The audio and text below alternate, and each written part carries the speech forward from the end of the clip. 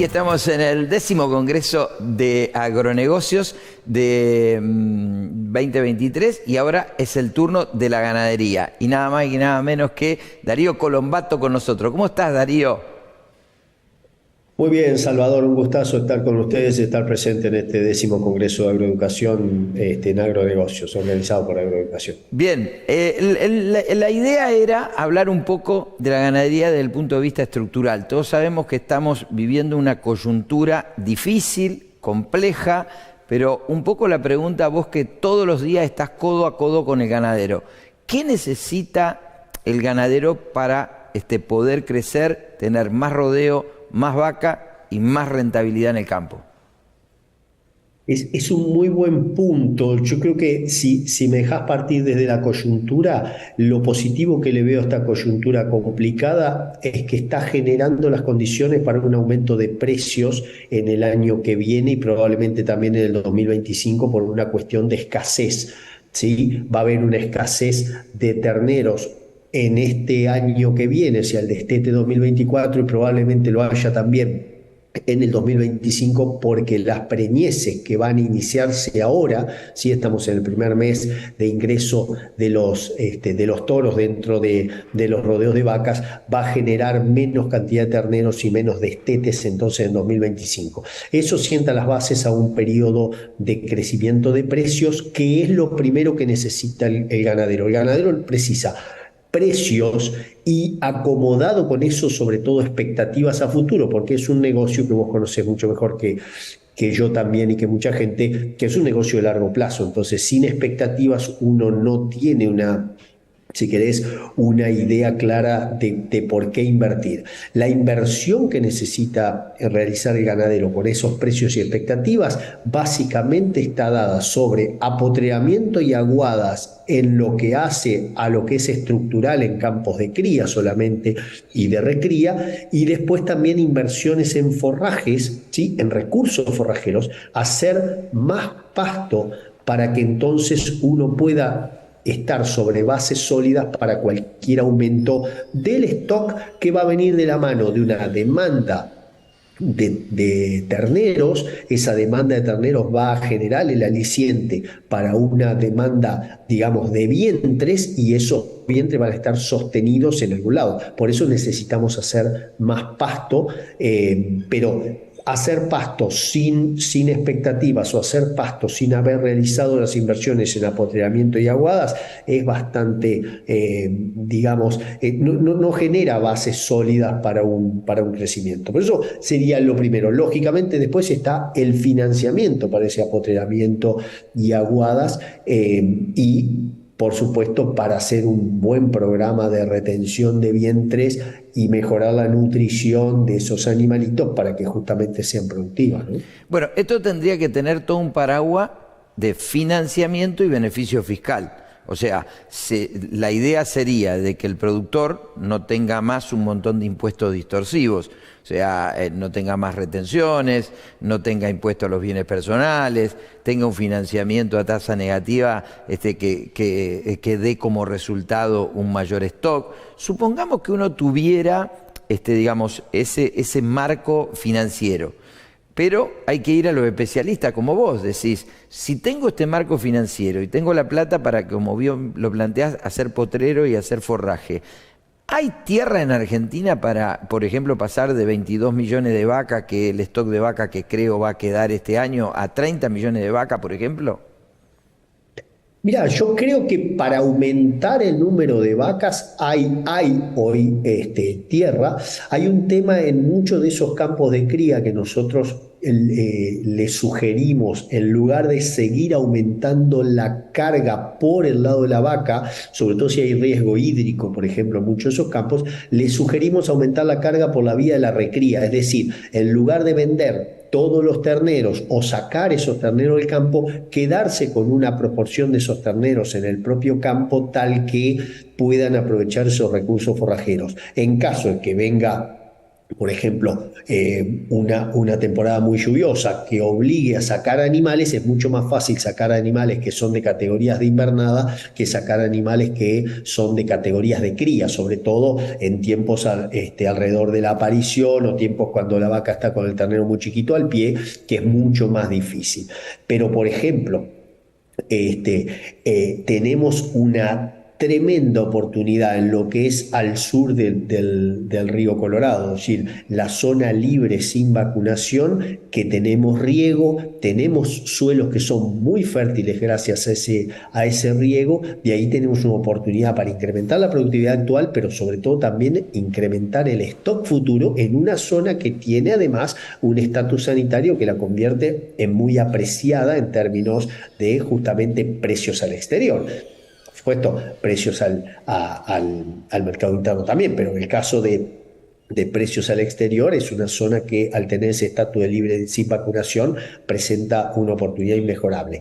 En el norte, que todavía en tanto NEA como NOA, sobre todo NOA, tenemos oportunidades de crecimiento, el punto va a estar dado también por las regulaciones ambientales a los desmontes, que tienen que ser hechos siempre con una supervisión, porque nosotros controlados somos mucho mejores, pero tampoco quedarnos con esa idea, y esto es más una discusión para tratar entre distintos ministerios, de que todo monte es algo productivo o es algo obligatoriamente a cuidar. A ver, hay muchos montes que se los consideran nativos, que en realidad son lo que en ecología se llaman sucesiones secundarias, ya son montes que fueron en alguna manera talados con anterioridad, se sacaron los mejores ejemplares de árboles y lo que quedó es un monte que prácticamente no produce, no absorbe carbono, o sea, no fija carbono en el suelo, sino que más bien está en un estadio neutro.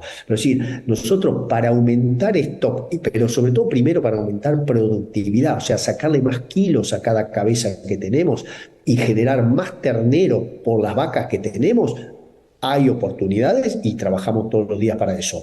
En el futuro, como vos bien decís, si yo tuviera unas reglas del juego más estables, ¿sí? y más claras a más de 5 años vista, hoy no tenemos reglas ni para el fin de semana que viene, pero si tuviéramos por lo menos a 5 años, ya en lo que es cría, estaríamos en muchas mejores condiciones para Seguro. aumentar el stock. Eso se puede hacer.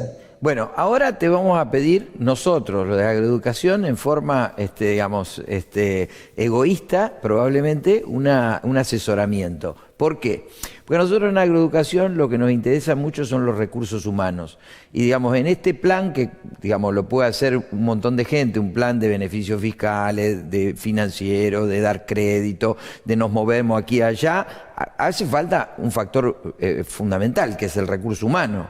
La pregunta es, si Argentina, el próximo gobierno, entra en un círculo virtuoso de menos inflación, política de Estado o política pública, como vos la quieras llamar, para tener más stock, más nacimientos, un mejor engorde, un mejor ingreso de la carne al mercado mundial.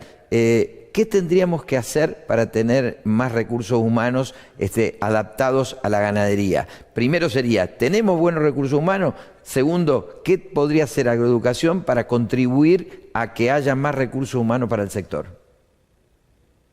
Mira, yo creo que Argentina tiene de los mejores productores agropecuarios del mundo, en el sentido de que muy pocos productores de otras latitudes han tenido la versatilidad y la capacidad adaptativa del productor argentino. Cuando vos hablas con un productor uruguayo que nos viene a visitar permanentemente, productores paraguayos, productores inclusive muchas veces de Estados Unidos, no pueden creer cuando vos le contás todas las variables que estás tratando de manejar, no solo productivas, asociadas a lo climático, pero sino también del contexto socioeconómico, político y los cambios de reglas de juego. Tipos realmente quedan sorprendidos, es decir, cómo sobrevivís a todo esto. Nosotros en recursos humanos estamos Te diría relativamente bien, pero desmejorando en términos de por ahí la calificación media de nuestro personal. En parte porque las nuevas generaciones necesitan otro tipo de alicientes, no solo para quedarse en el campo, sino para quedarse trabajando por más de 2 años en muchos campos. Nuestra rotación en mandos medios, sobre todo, es relativamente alta con respecto a años anteriores.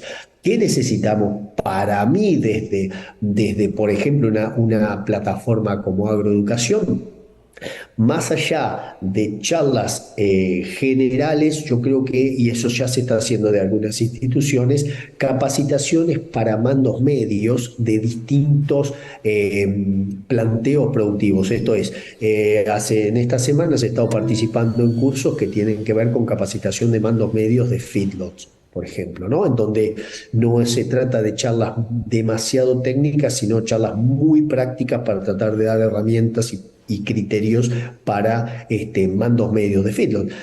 Tendríamos que hacer eso, que algunas empresas privadas ya lo hacen, por ejemplo, empresas pero que tienen una vinculación comercial con ejemplos del manejo de pastoreo. Tendríamos que hacer eso en manejo de la cría, es decir, destinar o dirigir cursos o capacitaciones para mandos medios o inclusive para personal de campo. ¿Sí? Ir un poquito más abajo que las charlas a los técnicos o las charlas a los productores, porque por ahí el productor lo toma al concepto, le gusta, pero después no sabe o cómo transmitirlo o todavía no cuenta con la calificación de ese personal mucho más de campo adecuada para llevar a cabo el objetivo. No es fácil esto porque se requiere de un lenguaje muy llano, o sea, de conocimiento técnico, pero además de la forma de poder transmitirlo de forma Seguro. muy llana. Seguro. Pero creo que es parte del camino. Dos preguntas últimas y te pido que la tratemos de redondear. ¿Qué mensaje le das al ganadero que está del otro lado, te está mirando y qué te imaginás para el futuro de Argentina? Gane Massa, gane Milei, digamos, ¿qué ves para el próximo año la ganadería en Argentina? Al ganadero le digo, digamos, que aguante, esto no es parte de sensación de deseo. Yo también tengo una familia de ganaderos en Entre Ríos, me dedico a eso también si querés. Se viene un momento de buenos precios, sobre todo posicionados a partir del otoño que viene, motorizado por escasez.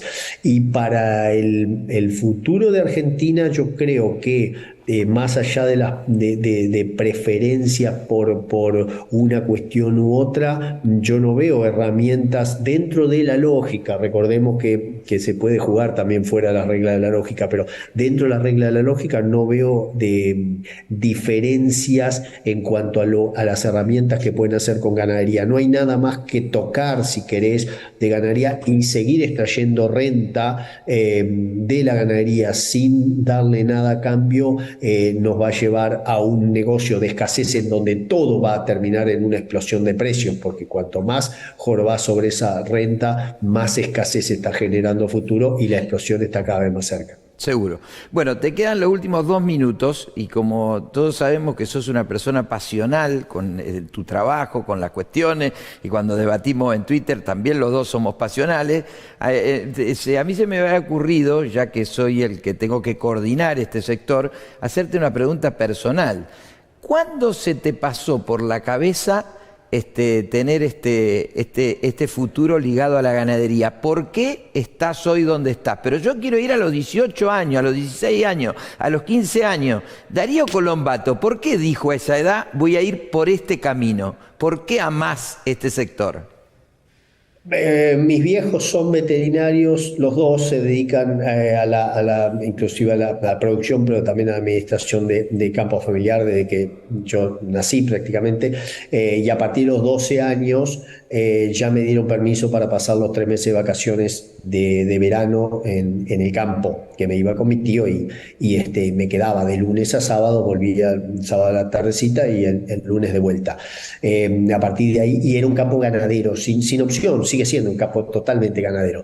Entonces, a partir de ahí la vocación se fue generando viendo trabajar a mi papá en la parte de papeles y como veterinario también, y viendo trabajar a mi tío a caballo con todo su personal, con capataz, con toda esa estructura de las estancias viejas entrerrianas. Ahora, esa fue un ejemplo. Si yo vi a mis papás y a mi tío trabajar y romperse el lomo en lo que era la parte ganadera. Y ya a los 14, 15 estuve bien clarito que me iba a dedicar a tanto agronomía como veterinaria, me decidí por agronomía.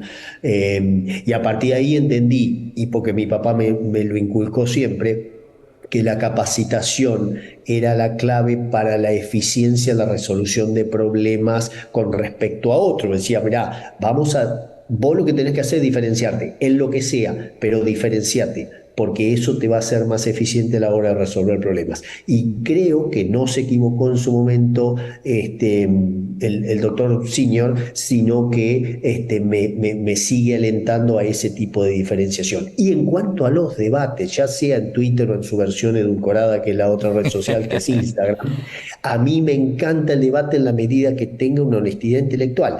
Y por eso yo me voy a pelear a muerte con gente, pero que tenga esa honestidad intelectual. Con el que no la tiene, o sea, el que yo sé que está tirando agua para otro molino que está fuera de esa discusión, directamente se le dedica un meme o lo que sea. Pero hasta ahí llega, digamos, ese apasionamiento yo lo voy a tener con la gente que considero valiosa a la hora de pimponear y estar en desacuerdo, porque el disenso educa mucho más que el consenso. Muchas veces en esas mesas, viste, con esto cierro, te prometo, muchas veces en esas mesas donde todos estamos de acuerdo, después de las elecciones sale que ganan los otros y decimos, pero ¿cómo si estábamos todos de acuerdo? Sí, pero en la mesa de los cuatro, ¿sí? A mí el disenso me gusta mucho más porque te educa, porque te hace escuchar al otro y decir, chucha, pero ¿no será que este viejo tiene razón? Y esa es la parte más linda que tiene todo esto de la vaca, que todos los días nos enseña algo nuevo. Darío, muchas gracias por la pasión que le pones a tu trabajo, gracias por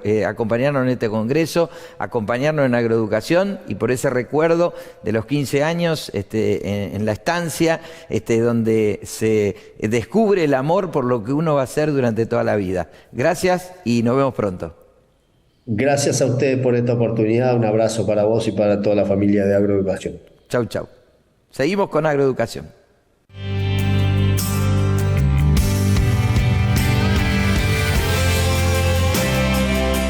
Muy bien, y seguimos en el Congreso de Agronegocios de Agroeducación y ahora con una amiga de la casa, Andrea Pacerini. ¿Cómo estás, Andrea? ¿Cómo estás, Salvador? Muy contenta de participar de este congresazo. Bueno, acá un poco la idea es hablar de la lechería y si querés podemos hacer lo mismo que estamos haciendo con todos. Podemos ir desde qué estás viendo en la coyuntura y el camino que queremos desarrollar es cuáles deberían ser las medidas fundamentales para tener una política estable en materia de lechería y pasar a tener más vaca en ordeñe, más litro de leche, más exportación y entrar en un círculo virtuoso. Empezamos de la coyuntura, te dejo que exprese y después nos vamos a ir a qué necesitamos para crecer.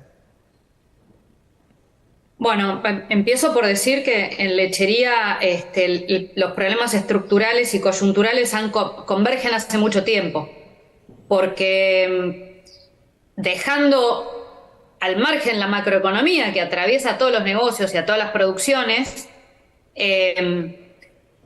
la lechería en Argentina, en lo que va del siglo, vos vas viendo que se va regulando por crisis de oferta. Y las crisis de oferta son por crisis climáticas, sea inundaciones o sequías, en combinación con coyunturas más o menos complicadas en la macroeconomía, le hace devaluaciones.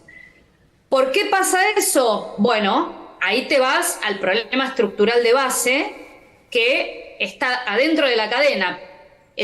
Todos estos últimos 13 meses, desde el septiembre del año pasado, mucha gente que tal vez no entendía por qué yo digo que no hay un mercado de leche cruda en Argentina, técnicamente hablando, partiendo de la base de que mercado no es un rejunte de oferentes y demandantes, sino que es un entramado institucional con precios de referencia, determinadas reglas de juego para transaccionar, etcétera. Bueno, desde que vemos cómo se han roto las pizarras con el dólar soja 1, 2, 3, 20, las pizarras de cereales y oleaginosas y las de básicamente esas, pero otras también, a mí me resulta menos difícil explicar por qué en lechería no hemos construido un mercado de leche cruda, porque los mercados se construyen y se destruyen, no nacen en el caso de la soja con la chaucha o en el caso del maíz con el choclo. Entonces, por eso uno ve, ahora en este momento yo creo que estamos entrando, no tan estrepitosamente como fue en el caso 2015-2017, que se conjugó la devaluación de fin de gobierno de Cristina y principio de gobierno de Macri, la devaluación, la unificación cambiaria y demás, con una caída importante del precio internacional de la leche en polvo, que es el precio de referencia y nuestro principal producto de exportación, y con tremenda inundación durante todo el 2016 en gran parte de las cuencas lecheras de Santa Fe y parte de Córdoba. Ahí vos tuviste en 2 años una caída de la oferta del 17%, de la oferta de leche cruda, que es una animalada. Creo que en todo el siglo y en toda la historia de la lechería fue de lo peor. Después tenés la del 2001-2003 como otra crisis importante, pero ahora en mi mirada estamos asistiendo a una crisis más silenciosa y menos estrepitosa desde el punto de vista de la caída de la oferta.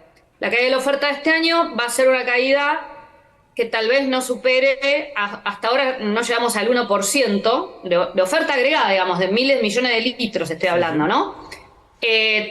Ahora se empezó a acentuar porque prácticamente no hubo pico de primavera y probablemente termines el año con un 2-3% de caída, un poquito más tal vez, pero no mucho más que eso, y pareciera que no se nota entonces la crisis. Esto se va a empezar a notar a partir del año que viene, porque claramente lo que hay, no sabemos la dimensión con números todavía, pero sí lo vemos, lo que está habiendo es una destrucción del rodeo lechero nacional. Vos ves que hay venta, a uno le ofertan todas las semanas distintas categorías de vacas en ordeñe, vaquillona preñada, categorías de recría, lo que fuere, a precio vil, y por otro lado ves que la gente que no puede vender, porque además a precio vil y a usos y costumbres de la lechería, 0, 30, 60, 90, hasta 120 días de plazo, con lo cual es un regalo literal. Y si no ves que hay gente que opta por mandar a faena, ¿por qué? Porque en 20 días tiene la plata, ¿no? Hablando en criollo. ¿Cómo va a quedar esto a partir del año que viene? En cuanto a producción agregada, no lo sabemos. Sabemos que claramente la producción va a bajar en relación al año pasado y a este año. Ahora, no sabemos cómo nos va a quedar el rodeo lechero, que es nuestra fábrica de producir leche. Seguro. Recordemos que desde el 2007 hasta ahora hemos perdido 600.000 vacas en ordeña en Argentina. Sin prisa, pero sin pausa. Ahora, me parece que estamos frente a una nueva, a un nuevo estrangulamiento en ese sentido, lamentable, y con una parálisis de los actores que componemos la cadena, que es más lamentable todavía. Es como, lo que estoy leyendo en este momento es parecido incluso a lo que está pasando en el proceso político de Argentina. Hay como una especie de resignación a que, otra vez vuelvo a lo que decía al principio, a que la lechería argentina sea una lechería en donde se exporta lo que sobra. Por eso no va a haber círculo virtuoso si vos no das vuelta la ecuación. Está bien. O sea, vos tenés que traccionar que haya más producción de leche, más tambos y más vacas, solo si buscas mercados para la exportación, porque si no tendemos a ser una lechería de mercado interno. Bien, yo para hacer un resumen un poco de lo que dijiste y ayudarte a encauzar la segunda parte. Este ciclo es distinto porque no es un ciclo que viene acompañado de un problema de problemas climáticos, digamos, o problemas de inundaciones. Este es un proceso de descapitalización por falta de política estable en el negocio. O sea, el negocio No, va a pérdida. Pero está exacerbado por la sequía, claramente. O sea, tenés una combinación de las dos cosas. Bien, tenemos la sequía, pero también tenemos que el negocio no da. O sea, por más que suba el precio de la leche, el asalariado no la puede pagar, no tenemos un sector de la exportación, no aparece del otro lado del mostrador alguien que ponga la plata, el nivel inflacionario es alto, la plata que terminás recibiendo vos se te licúa, el negocio te va bárbaro, se rompió el tractor, perdiste todo lo que ganaste, o sea, estás siempre en un círculo vicioso. Además, Salvador, agregale que lo poco que exportamos, el año pasado exportamos algo récord para lo que venimos exportando, que fue un 25%. Este año el grueso lo exportamos a Brasil, somos Brasil dependientes, porque no dan los números para exportar. En segundo lugar Argelia, pero digo, si vos mirás el volumen, casi estás exportando casi la mitad del saldo, entre comillas, exportable a Brasil. Bueno, con lo cual mañana Brasil se autoabastece y vos te quedás colgado del pincel. Y también lo que exportás es muy primario, digamos, no es un producto con valor agregado. Ahora, totalmente. Ahora, si van a venir un nuevo gobierno, no sabemos si va a ser Massa o va a ser Milei. Ese nuevo gobierno, ¿qué política de Estado le debería dar al productor lechero para entrar en un círculo virtuoso de mayor competitividad y productividad? Sí, a ver, a nivel macroeconómico se discute menos, ¿no? O sea, la estabilidad, la unificación de tipo de cambio, el gran desafío para cualquier gobierno, porque ninguno de los que estuvo lo encaró en serio, es trabajar adentro de la cadena con la normativa vigente que no se cumple y, bueno, crear un ámbito institucional y un nivel de arbitraje desde el punto de vista de que vos tenés una serie de regulaciones que muchas veces los propios actores de la cadena confunden o por ignorancia o por mala intención, intervención con regulación, porque la Constitución Nacional es una regulación, porque una normativa que haga que los jugadores tengan reglas de juego para que la cancha no esté inclinada es una regulación y no una intervención. Bueno, hay que ponerse las pilas adentro de la cadena y tanto vos tenés un ámbito que se llama Consejo Federal Lechero en Argentina, que como tantos otros ámbitos institucionales está desactivado, donde están sentados los gobiernos provinciales, que son los primeros que tienen que salir a defender a sus lecherías, porque están en juego sus territorios, su ruralidad, su generación directa e indirecta de empleo, etcétera, etcétera. Bueno, entonces hay que activar ese ámbito institucional y decir, muchachos, ¿nos vamos a poner los pantalones largos o vamos a seguir jugando a una lechería chiquita? Para eso tenemos que estar todos convencidos de que hay que ir para ese lado y de que hay que superar esta manera de vender leche cruda que tenemos, que es una manera paleolítica, donde vos productor, no tenés otra opción fácticamente que entregar la leche de palabra, sin precio cierto, sin precio de referencia, compraventa oral. La compraventa oral, en el Código Civil y Comercial, conlleva un pago de contado. Vos no podés vender la leche cruda con compraventa oral. Vos tenés que armar otro tipo de opciones, el que la quiere seguir vendiendo. Así que, bueno, todos esos desafíos, el gobierno nacional que asuma y los gobiernos provinciales que asuman, y ahí las confederadas lecheras, me meto un poco en lo que es la estructura representativa de CRA, CARFE, Cartés, las confederadas lecheras de las 4 provincias lecheras principales que hay en Argentina, también tienen que ponerse las pilas, tenemos que poner las pilas para ser un actor relevante en todo esto, porque a la industria hoy no le conviene cambiar estas cosas, porque la industria te fija el precio a su costo variable absoluto. Cuando vos tenés compraventa oral, hay fijación unilateral de precio, digamos, por uno de los dos actores, cuando sobra leche por la industria y cuando falta por nosotros. Eso no puede seguir así. Bueno, el desafío para mí está ahí. Y también depende mucho de nosotros, ¿no? Porque si no, siempre esto de que la culpa es del otro, bueno, la producción primaria, Sí. la producción primaria tiene que tener una voz mucho más fuerte de la que tiene hoy en este tipo de temas, que es nuestra zona de influencia, porque después la macroeconomía tiene que estabilizarse, pues si no, lo poco que queda de nosotros Seguro. está perdido, ¿no? Andrea, las dos últimas preguntas. La primera, ¿existe una generación de recursos humanos en el sector que pueda apoyar a los empresarios a seguir creciendo? ¿Y qué podría hacer, digamos, Agroeducación en este marco como para contribuir al sector lechero? Sí, hay una masa crítica, hay una masa crítica.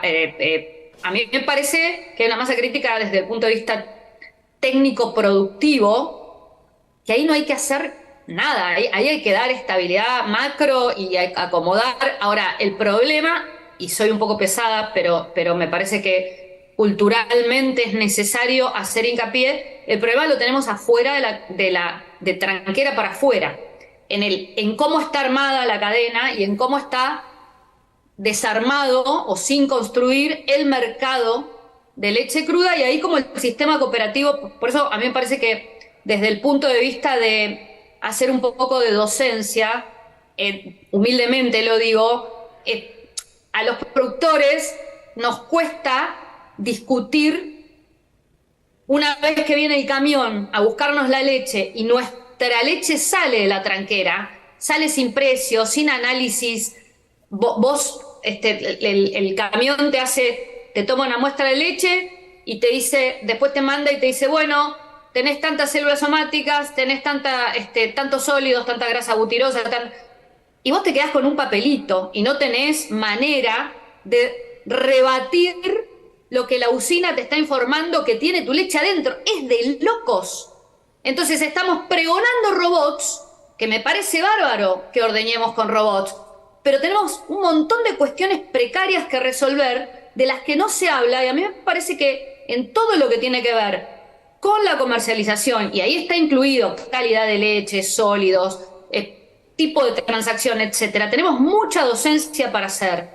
Y ahí me parece que Agroeducación puede desempeñar un rol importantísimo para que se hable de lo que no se habla. Porque no hablamos de estas cosas y en muchos casos los mismos productores las desconocen. Sin duda. Bueno, esto es así, siempre fue así, no me dan otra opción, entrego la leche, ¿qué quieres que haga? Seguro. Y se va a ver cuántos litros más puede producir. Bien, estamos en los 15 minutos, ahora me queda la pregunta final. La pregunta final es, a ver, le voy a preguntar a Andrea Pacerini, no hoy, cuando tenía 15 años, cuando tenía 17 años, cuando tenía en esa época, digamos, idea que iba a abrazar esta profesión, que iba a estar en una empresa, que iba a ser una dirigente, que iba a estar hablando aquí para Agroeducación. O sea, ¿cuándo te decidiste abrazar el camino de la lechería? No, me decidí de grande. El amor por el campo y por los animales, y en particular por los bovinos, lo tuve desde chica. Mi padre siempre fue ganadero y agricultor, pero nunca fue tambero. Tuvo un tambito con un socio, pero decía que tenía el tambito para tener un flujo de fondos todos los meses por un tema netamente financiero, no productivo, y aparte nunca le gustó. A mí siempre me gustaron los desafíos y las cosas complicadas, y me gustó comunicar, y tengo facilidad para comunicar, porque de hecho estudié letras también, estudié ciencia política y relaciones internacionales, y nunca me imaginé hasta mis 30 años que me iba a dedicar a la lechería, cuando empecé a mirar y empecé a estudiar y empecé a ver que tenía tantos desafíos, algunos de los cuales conté en esta nota, que me pareció que ahí había margen para aportar. Y bueno, y aquí estamos tratando de aportar. La verdad es que a mí por más que a mí me vaya bien, y hay algo que agrego, yo tuve que aprender mucho de finanzas para que mi Tambo hoy siga en pie, porque si yo no hubiera hecho ingeniería financiera en estos últimos años, no tendría Tambo hoy. Y eso lo aprendí en gran parte en Agroeducación. Así que en realidad, si me preguntás, es medio raro, porque no sabría qué contestarte. Hay un fueguito interno que se me prendió en algún momento. Yo amo las vacas, amo lo que hago, amo haber formado un equipo de gente que hoy es la que me sostiene en mis momentos de crisis y de cansancio.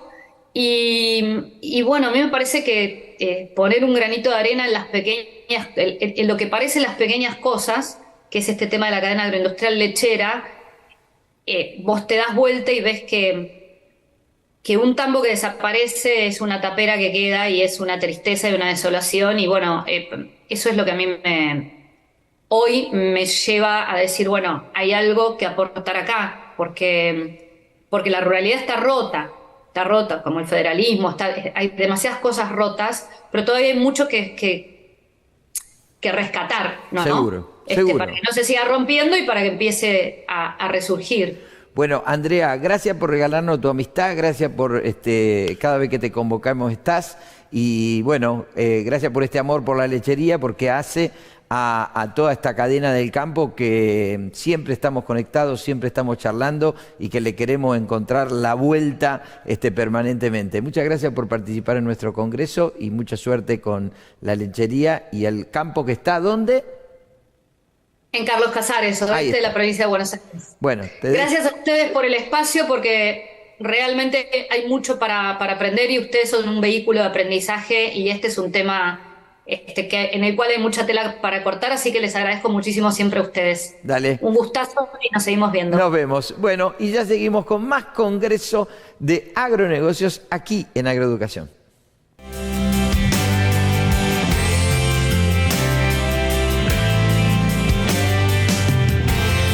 Y seguimos ahora con Dardo Chiesa, coordinador de la mesa de carnes. ¿Cómo estás, Dardo? Bueno, creo que bien, de salud estoy bien, sorprendido por el resultado de las elecciones y tratando de ver para dónde va todo esto, ¿no? Bueno, pero vamos a hacer foco. Vos estás en la mesa de carnes, digamos, me interesaría hacer con vos una conversación más ambiciosa, hablar un poco de la carne bovina, la realidad de la carne porcina, la carne aviar, cómo podemos analizar transversalmente el estado de situación de estos negocios hoy y cómo lo ves a futuro. ¿Podés empezar por la coyuntura y nos vamos arrimando al futuro? Sí, mirá, justamente ayer tuvimos reunión de la mesa de carnes, así que lo que te voy a decir prácticamente son las conclusiones de la mesa, ¿sí? Sí. El tema de carnes está muy complicado, hay faltantes de hacienda, hay muchos faltantes de hacienda, los corrales tuvieron una recuperación en el mes de septiembre, pero en lo que va de octubre no se inician ciclos nuevos, no se consigue maíz a un precio razonable, la soja también, esto también le pega al pollo, el nuevo dólar, este nuevo dólar que va a 30% con contado con liqui va a generar que los insumos se disparen, los otros insumos cotizan en dólares y en muchos casos no te entregan, los frigoríficos, hoy el ABC tiene 6 plantas cerradas, la mayoría de las plantas del ABC están trabajando 2 o 3 días. El kosher, la cuota de Estados Unidos está cumplida, Unión Europea está muy calmo, los precios no, con el dólar a 3.18 menos retenciones no te da. Los frigoríficos están trabajando 3 días, hasta el consumo, los matarifes te dicen, pedimos turno para llevar a faenar y tenemos que esperar 2 o 3 días porque hay plantas cerradas. Este nuevo dólar del que hablamos a la industria frigorífica no le impacta porque es por 30 días y no les da, solamente es para liberar stock y poder compensar pérdidas pasadas, o sea que no va a impactar sobre el precio, con lo cual está todo, te diría, tranquilo. La invernada está por demás tranquila, la gente no vende nada, no vende como la mayoría de la gente trata de no vender nada, primero por la incertidumbre cambiaria, ahora llovió un poco en zonas de cría bastante importantes, eso te hace que la gente empiece, si bien no llueve pasto, la gente empieza a pensar en retener un poquito más, así que estamos bastante con una actividad muy achatada y con poca visión. En la ecuación de una estructura, hoy cerraban las últimas cifras 1.900.000 novillos encerrados en los feedlot, eso te da para los próximos meses 400.000 por mes, es muy poco. no te está dando, y vos fíjate que Mercado Agroganadero de Cañuelas te está validando 5.000, 6.000 animales por entrada. Hay una oferta. Tuvimos hasta ahora una faena un 15% por arriba de lo normal en el año, y ahora empieza a faltar lo que nos comimos hace unos meses. Mirando un poco más a largo plazo, Dardo, digamos, está claro que entramos a un nuevo gobierno pronto, el 10 de diciembre, y entramos en un proceso de descapitalización. Está descapitalizado el sector de la ganadería vacuna porque va a haber una caída de stock, está descapitalizado el sector de porcinos porque hay menos rentabilidad, y ni que hablar en pollo, en donde rápidamente vos te podés desarmar y hoy hay menos granjas en funcionamiento. ¿Qué es lo que debería hacer el próximo gobierno para que empiece a ingresar capital al sector de la ganadería y esto se reanime?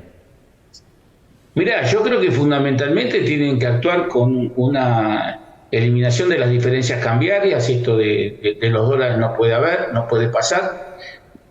Mis compañeros de CRA me dirían, tenés que hablar de retenciones. En realidad en ganadería el 12 o el 9 de retenciones contra el 100 y pico de la diferencial de tipo cambiario es una medida que no impacta ya, sí en granos, pero en ganadería no te impacta tanto. Y lo que se deberían eliminar todas las cuotas y todas las intervenciones, prohibición de cortes y todo lo que la parafernalia de cosas. Hoy hasta se está escuchando en los operadores que este mecanismo que tienen a través del RUCA de por ahí levantar un teléfono y generar algún tipo de intervención, hasta se está pidiendo la eliminación del RUCA, porque termina siendo, es una herramienta que después en las manos arbitrarias de funcionarios termina generando desconfianza. Imagínate que a vos te llaman y te dicen si pagás más o pagás menos, perdés la matrícula, te tenemos agarrado por acá. En realidad, todas estas cosas se deberían terminar, porque hacen a la credibilidad de negocio. Y lo que vos necesitas, nosotros perdimos un montón de hacienda y perdimos un montón de productores ganaderos. Para volver a recomponer esto, que no es como en soja, la falta de la hacienda no es como en soja, que dentro de 6 meses llueve, volvés a sembrar y volvés a cosechar. No, necesitas un ciclo por demás proactivo durante 4 o 5 años para volver al estado original de hace 2 años. Sin duda, sin duda. Y la política crediticia hoy no te acompaña, pero ¿qué política crediticia debería tener un próximo gobierno para acompañar a estos sectores? Mirá, por empezar tendrías que tener, es un cliché ya, acceso al crédito ágil y con tasas razonables. Ahí tenés otra limitante. Los que tienen soja no acceden a crédito. A ver, ¿por qué? Porque a un tipo del Banco Central se le ocurrió que tener soja es mala palabra. Entonces, si vos tenés soja y la tenés en los bolsones para alimentar Hacienda, resulta que vos no tenés crédito. Entonces, todas estas restricciones tienen que volar. Y tenemos que empezar a plantear lo que ya se planteó hace mucho tiempo, que es el mercado de futuros. Un mercado de futuros que te permita, como podés hacer en la agricultura, poder calzar tus operaciones con operaciones de futuro. Y eso te genera acceso a créditos internacionales, un financiamiento distinto. Pero, bueno, falta mucho para eso. Espero nosotros estuvimos con Agroeducación en uno de los tantos viajes que hace al año Agroeducación en la Embajada de Argentina en Estados Unidos. Y ahí nos enteramos que Argentina tiene una cuota de 20.000 toneladas de carne a entregar y que 14.000 era streaming. ¿Por qué, tenemos una cuota con un mercado tan importante como Estados Unidos y tenemos 14.000 de streaming y no tenemos 14.000 de cortes? ¿Dónde está el problema? ¿Está el problema en la comunicación del gobierno con los productores? ¿Está el problema con los productores que no saben vender en Estados Unidos? ¿Es un problema de la embajada o es un problema de toda la cadena? Yo creo que es un problema que radica en la incertidumbre de negocio que se genera en función de generar contratos estables, ¿sí? porque vos para poder proveer carne de calidad que después va a ir a restaurantes, es decir, o pongamos un símil Hilton puesto en Estados Unidos, que sería un desarrollo importante, te genera una serie de compromisos de embarque bastante importantes. En cambio, mandar trimming a Estados Unidos integra fácil el novillo, es un negocio que se hace fácil, y la verdad que los exportadores lo han derivado por ahí. Pasó algo parecido con China, cuando a mí me tocó firmar los protocolos de exportación de China por el instituto. Todos pensábamos que íbamos a mandar bife de chorizo, bife ancho, y terminamos mandando vaca fundida. Porque es el negocio más fácil para hacer y es lo que piden, es lo que te terminan pidiendo los chinos. Pero ese es un capítulo que hay que avanzar, porque vos tenés que mandar cortes de mayor valor. ¿Hay espacio para llevar adelante políticas públicas o políticas de Estado en la República Argentina para crecer en la cantidad de ganado bovino, crecer en la cantidad de cerdo, crecer en la cantidad de pollo, y tener una participación en el mercado mundial estando al lado de un gigante como Brasil? Yo creo que sí, porque Brasil no lo tenemos que ver como un gigante que nos compite, porque Brasil generalmente va con volumen y cantidad. Brasil no tiene la calidad que tenemos nosotros, y eso nosotros lo tenemos que interpretar. Nosotros vamos a un segmento de mercado que no es el brasileño, y si no, los brasileños no vendrían a comprar frigoríficos a la Argentina. Si ellos tienen todo en Brasil, ¿para qué vienen a comprar frigorífico acá? Vienen a comprar frigorífico acá porque necesitan las marcas, que tenemos marcas de alta calidad, y además necesitan un tipo de carne que ellos no producen. Me parece que ahí es donde va entender a qué lugar vamos cada uno. Ahora, vos imaginate que vos estás hablando, hoy estamos peleando con el tema de las disposiciones Unión Europea con la deforestación. Tener aliado a un país como Brasil que se ponga firme, a nosotros nos da fortaleza, ¿sí? Tenemos que aprender a jugar de goalkeepers y no entender que somos competidores. Es decir, competiremos, pero muchas de las empresas que trabajan en Brasil trabajan acá, y en pollos más. Me parece que sí, y me parece que es importante, y así podemos llegar a construir Mercosur. Seguro. Para que después los países compradores no nos agarren de a uno y nos cuenten las costillas como terminan haciendo. Seguro. Me quedan dos preguntas. La primera, quiero que me la respondan lo más corta que puedas. Si nosotros vamos a un crecimiento en todo el mercado de las carnes, ¿tenemos los recursos humanos adecuados como para crecer? ¿Y en qué podría ayudar Agroeducación en toda esa nueva estructura de recursos humanos? Mirá, yo creo que los recursos humanos están, pero necesitan mucha capacitación. Creo que tenemos un staff de profesionales muy bueno, pero tenemos tomadores de decisión en las empresas agropecuarias que viven mucho por la coyuntura y con muchos pruritos o prejuicios que frenan el desarrollo. Ahí sí me parece que Agroeducación puede trabajar muy fuerte, porque, como dicen los muchachos del CREA, necesitas capacitar a los tomadores de decisión, ¿sí? Después los melones se acomodan solos. Cuando el que toma las decisiones en la empresa toma el ritmo y decide ir para adelante, el técnico que no sirve, se cambia, y el personal que está abajo se tiene que alinear para trabajar todos juntos y sacar la empresa para adelante. Seguro. La última, Dardo, es personal. ¿Por qué estás metido en todo esto? Digo, pero no quiero que me lo diga ahora. Cuando vos tenías 15, 18 años, ¿qué tenías en la cabeza? ¿Ya visualizabas que iba a estar ligado al campo, al mercado de las carnes, a las ganaderías? ¿Cómo entraste en este mundo de la carne? Pero empezando desde allí, desde tu adolescencia, la universidad y todo lo que vino después. Mirá, cuando yo era chico, yo estudié en Buenos Aires y mi papá era médico, y yo me iba al campo de la familia con mis primos, ¿sí? Todo lo que podía. A la tarde, cuando empezaban las vacaciones del fin de semana, yo ya estaba subido al colectivo, me estaba yendo. siempre supe que quería ser profesional de la agricultura y la ganadería, y me definí por agronomía.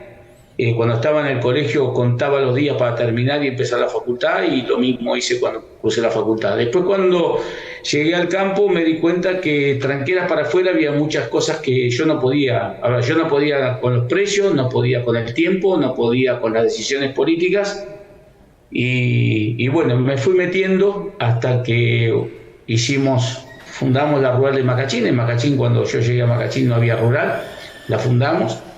Y aterricé en Carvajal, y bueno, y de ahí para adelante le fui metiendo.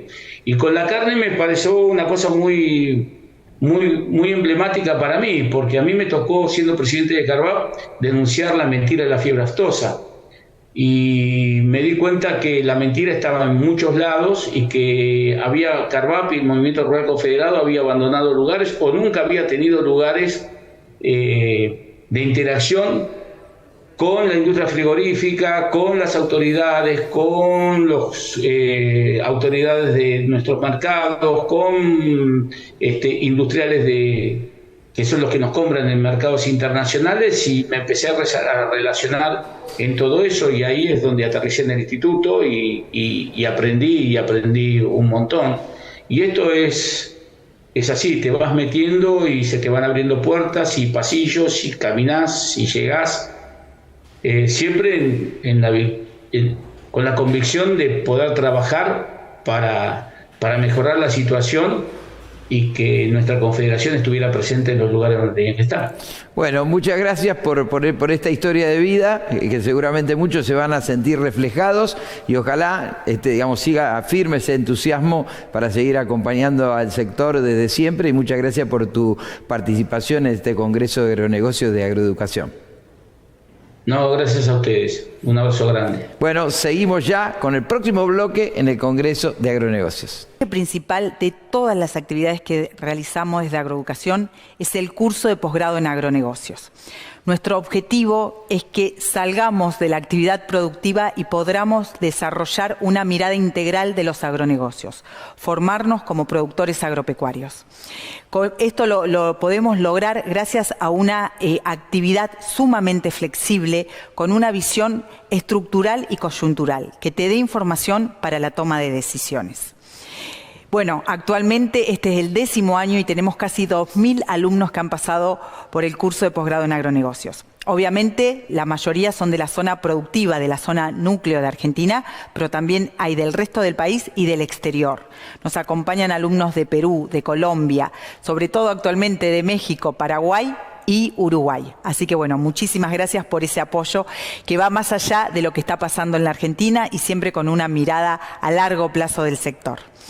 Esto lo logramos, por supuesto, con la metodología presencial en la ciudad de Rosario, a distancia, en directo y en diferido. Todos los alumnos pueden tomar las clases a horas de haberse desarrollado y en directo, participando activamente, siendo parte de la clase. Y siempre tenemos el gran respaldo de nuestros docentes, más de 100 docentes, máximos referentes en cada una de las áreas temáticas abordadas, que comparten con vos su experiencia y su conocimiento. Y por supuesto en un ida y vuelta, porque los alumnos son profesionales que siempre están compartiendo sus conocimientos. Una forma que tenemos de Agroeducación de revalidar este gran desafío es que al finalizar cada año le proponemos a los alumnos volver a realizar el posgrado. Más del 30% de los alumnos vuelve a acompañarnos, y tenemos alumnos que lo han hecho varios años. Decimos que no son repetidores, sino que es tanto el compartir conocimientos que le impacta en su negocio del día a día, que nos vuelven a elegir. Así que bueno, muchas gracias a todos, y como ejemplo tenemos un testimonio de uno de nuestros alumnos actuales, que es Charlie, es difícil el apellido, Pander Straten. Charlie es directivo de APRESID y es productor de la zona de Lincoln. Charlie, te escuchamos.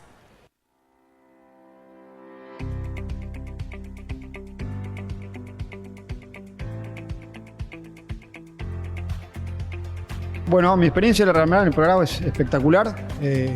Siempre tuve intención de hacerlo, pero no me decidía.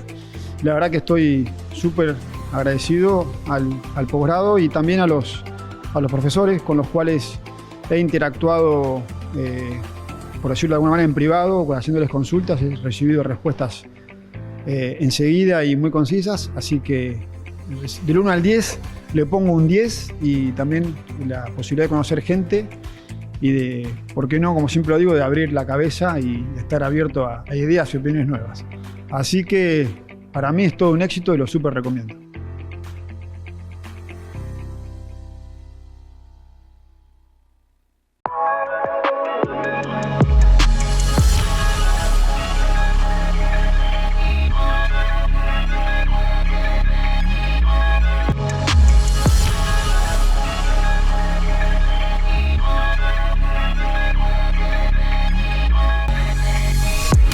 Somos Ceriac Sociedad Anónima, uno de los corretajes de granos más diversificados en el mercado local. Contamos con 8 representantes en 4 provincias argentinas. Ofrecemos negocios disponibles, futuros y a fijar precio. Somos corredores de granos y nuestra idea es hacer cada negocio a medida de nuestro cliente. Los esperamos con el compromiso y el trabajo de siempre. Sabemos que no hay recompensa sin esfuerzo. Por eso estamos con vos a todo momento. Ceriac Sociedad Anónima. AgriLiquid Solution te presenta MapLiquid, el mejor fertilizante líquido a la siembra para potenciar tus cultivos desde la raíz. MapLiquid es el arrancador líquido balanceado NPS con total biodisponibilidad de nutrientes. Aprovechado al 100% por los cultivos, brinda importantes ventajas operativas, económicas y ambientales. MapLiquid resuelve en forma eficiente y económica los requerimientos nutricionales de tus cultivos. MapLiquid, tu aliado clave al momento de la siembra, la solución perfecta para lograr el mayor rinde de tus cultivos. Ingresá en nuestra web y conoce todos los beneficios que integran nuestra propuesta.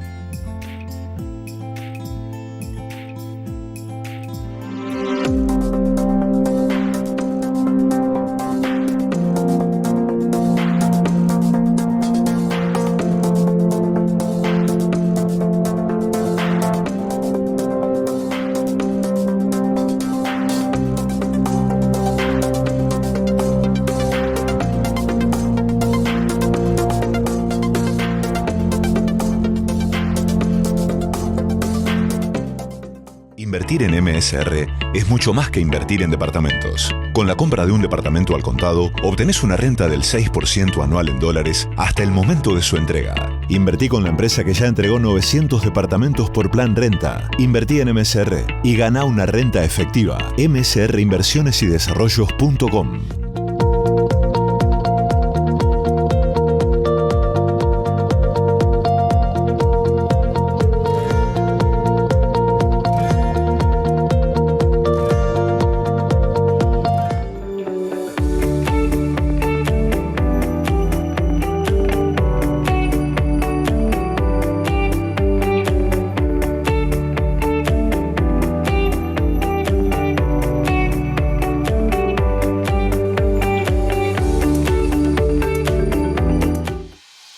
En 1953, un grupo de agricultores paraguayos, reunidos por un sueño en común de progreso y desarrollo, fundaron la cooperativa Colonias Unidas. Hoy, la cooperativa emerge como la más poderosa y diversificada del país, enfocada en la mejora continua de productos y servicios en beneficio de socios, clientes y colaboradores. Cooperativa Colonias Unidas, 70 años impulsando el crecimiento y el desarrollo sostenible.